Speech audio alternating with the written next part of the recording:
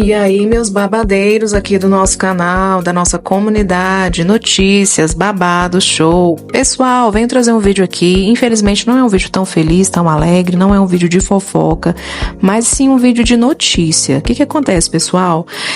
Venho trazer a história da Vitória Chaves, que é uma paciente cardíaca, né, que já nasceu, né, com essa questão, né, com essa patologia no coração, e ela fez 3 transplantes de coração. Esse seria o quarto, né? Ela fez o quarto transplante, mas infelizmente a mesma não sobreviveu a essa última cirurgia.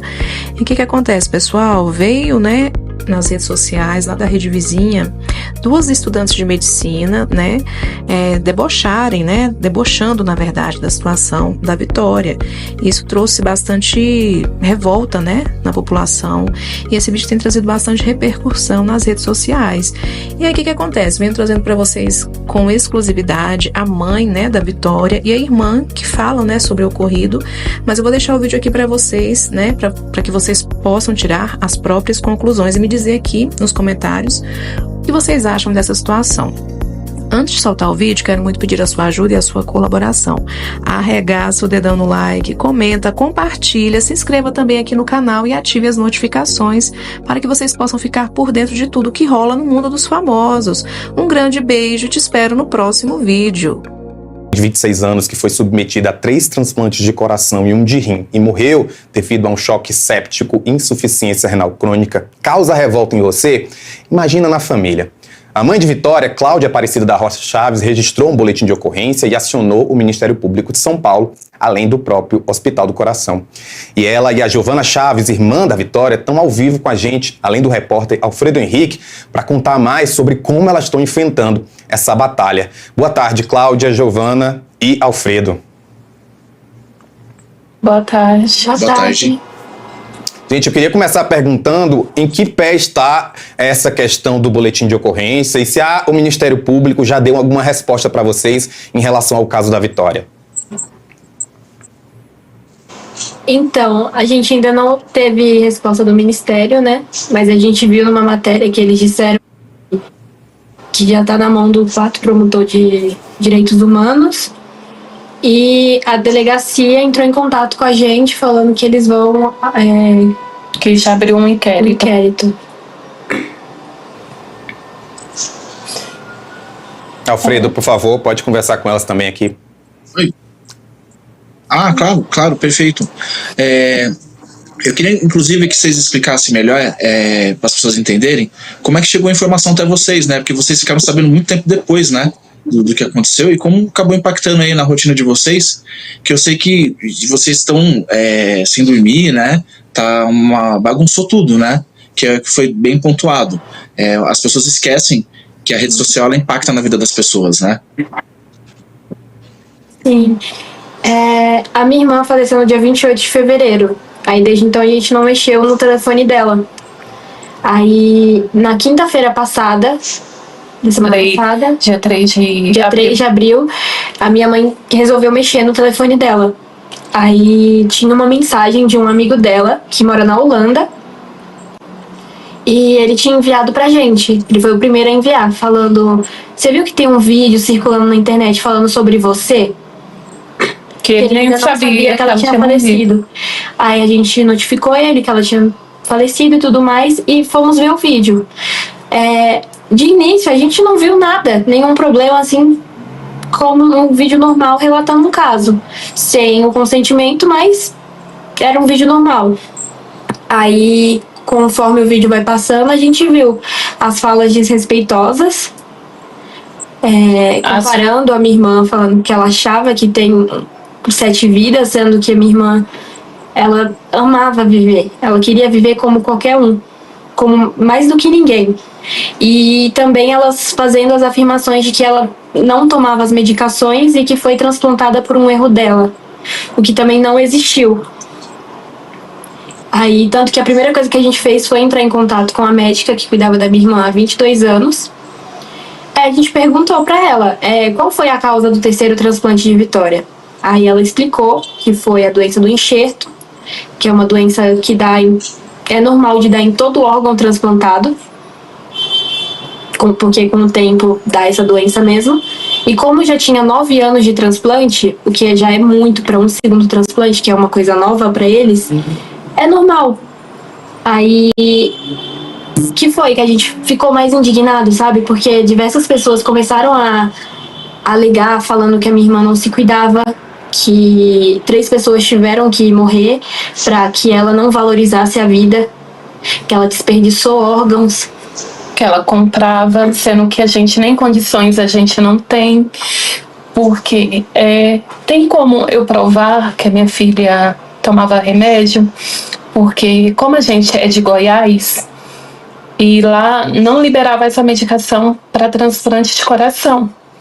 E todos os meses eu ia na promotoria, entrava com processo contra a secretaria liberava as passagens, eu viajava 17 horas, chegava aqui, pegava os remédios, viajava mais 17 horas. A minha filha sempre lutou para viver. E tanto é que eu descobri que ela tinha problema na barriga, quando eu estava grávida de 6 meses. Com 2 aninhos, ela foi para uma cirurgia. Com 7, fez o primeiro transplante que durou 11 anos. Se ela não tomasse, ela morreria na primeira semana de transplante. Então eu fico indignada, porque todos que conheciam a minha filha sabem a luta que ela tinha, a vontade que ela tinha de viver. E vim 2 alunas sem conhecer ela, sem procurar saber a história dela e falar isso. E o que mais me deixa indignada é o INCO não me dar uma posição, porque elas falam que foi numa aula. Eu solicitei o INCO essas aulas, não me forneceram. Eu solicitei perguntando quem era a médica, porque no comentário, que é uma médica lá muito poderosa. Aí eles não me deram nenhuma posição, eles não me procuraram. E se estava dentro do INCO, a responsabilidade é do INCO também. E elas dizem que existe um relato de caso que elas fizeram para o estágio de 30 dias. Aí a gente não sabe se está com a faculdade delas ou com a instituição. A gente também questionou, eles disseram que não sabem dizer também. Um ponto Aí interessante. eu fiquei indignada. Não, pode falar, Pedro. Eu fiquei sabendo na quinta.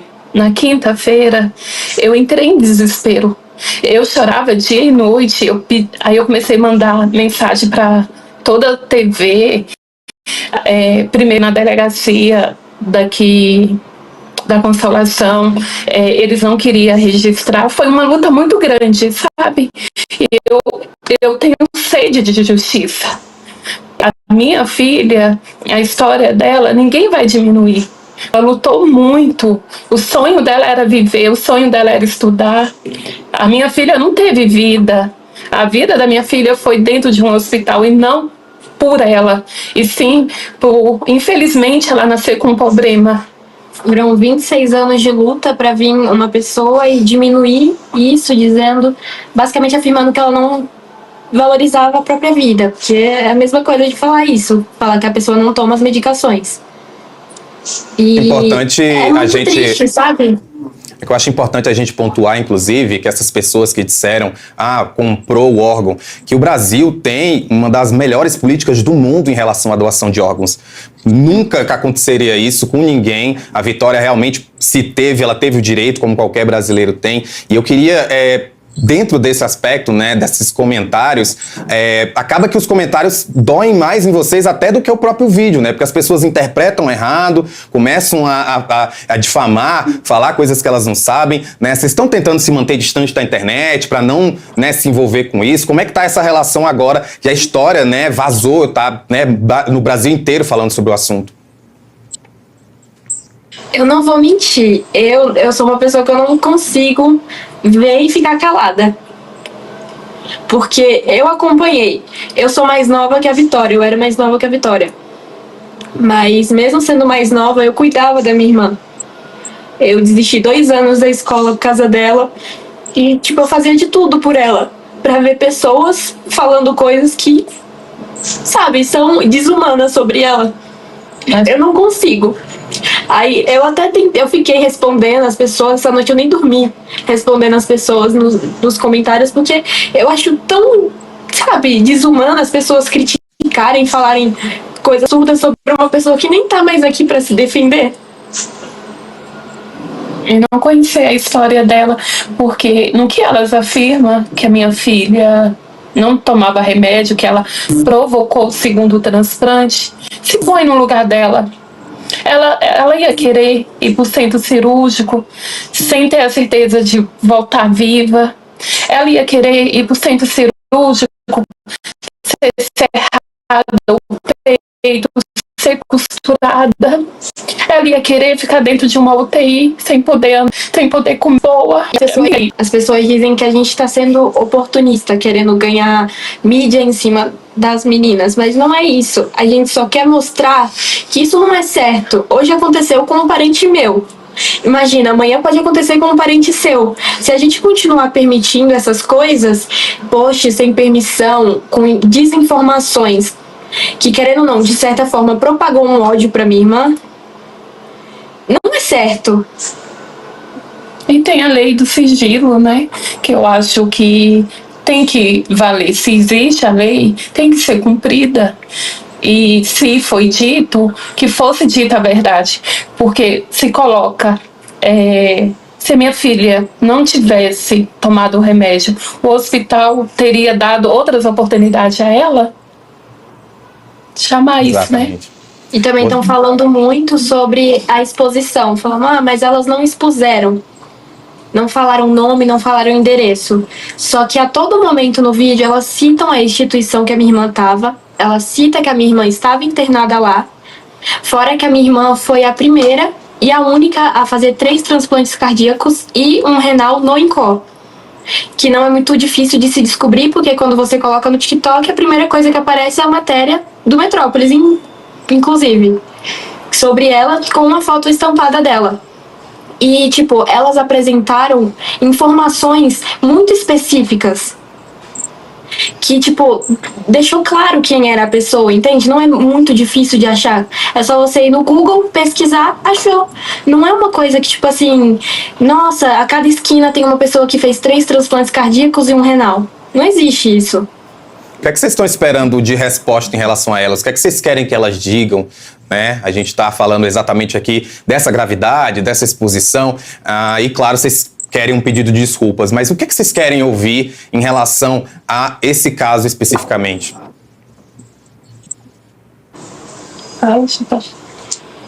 Sobre isso, a gente tomou já as medidas cabíveis, né?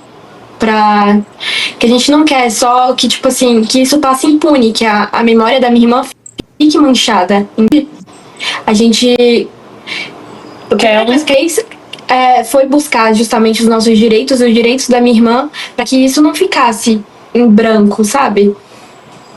E justamente para que dê um exemplo, não só para o INCOR, como para essas alunas e para outras pessoas, que isso não pode ocorrer, nem hoje, nem nunca. Expor, julgar, debochar, é uma vida. E uma vida a gente não se brinca. A vida vale um preço que não tem comparação, não tem valor para uma vida. Diminuir uma história de uma menina tão linda. A minha filha era inspiração para outros transplantados. E ela também... Ou para quem estava na fila, entrava em contato com ela, tinha ela como inspiração. E tipo assim, se o INCOR errou, eu quero desculpa também do INCOR, eu quero desculpa delas, mas eu quero que a justiça também seja tomada. E não só a justiça do homem, a justiça de Deus também. Sim. Alfredo, você tem mais alguma pergunta para elas? Sim, só para finalizar, pelo menos a minha participação, que a senhora mesma, dona Cláudia, você falou aqui na Consolação, né? Vocês estão em São Paulo. Eu queria que você explicasse o porquê de vocês estarem ainda, que vocês são de Goiás, né? Eu queria que você explicasse as condições que vocês estão em São Paulo, por que vocês estão aqui, né? Porque tem a ver com o tratamento que a Vitória fazia e levava muito a sério, né? Eu queria que você dessa essa explicação que a gente até conversou um pouquinho antes, né? Sim, como que acontecia? A gente vinha. A gente está tendo um probleminha de conexão. A gente vai conseguir recuperar, pessoal? Não, mas se vocês quiserem, eu conversei com ela no telefone antes. Tá, você pode dar esse resumo aí já, ela tá em Alfredo. São Paulo, né? Pelo jeito Claro, a gente conseguiu a ela tá em São conexão. Paulo. Vamos só testar aqui, acho que a gente Perfeito. conseguiu recuperar, tá aí. Maravilha. Estamos Posso de volta, falar? gente. Pode sim, obrigado. Então, a gente vinha pelo tratamento fora ao domicílio, que é como quando não tem um tratamento na cidade, que tem que ir para outro estado. Tem uma lei. Só que essa lei foi fixada num valor tal, R$10 por dia. Nisso, que era minhas batalhas. Sempre no Ministério Público, pedindo ajuda, porque a gente não tinha condições. E o Ministério Público mandava um ofício para o desembargador intima a Secretaria de Saúde a pagar. Eles não pagam, eles bloqueiam a conta deles, tira aquele valor e paga a hospedagem da gente. E isso era feito a cada 6 meses. E já tem mais de 6 meses, a gente ainda está aqui sem poder ir embora. E é isso. Porque ainda não pagamos o valor da hospedagem. Gente, aí imagina. A minha filha tinha o desejo de um túmulo, aí a gente ainda tá com a cinza dela, esperando a liberação, né, pra gente poder retornar à nossa cidade, para poder colocar ela num túmulo, do jeito que ela deixou uma carta pedindo. Gente, eu imagino, quer dizer, eu não imagino a dor que vocês estejam estar sentindo, mas eu agradeço por vocês estarem aqui contando essa história e que, de fato, ela sirva desse alerta para esses vários profissionais, não só de saúde, como eu citei anteriormente, mas que, de fato, a ideia de expor um paciente, expor uma história, ela não é legal. E, de novo, que a internet tem consequências. O que você faz na internet, ela reflete na vida real. Então, agradeço vocês, agradeço também ao Alfredo por participarem aqui no Boletim. Obrigada. Gente. Eu que agradeço a vocês.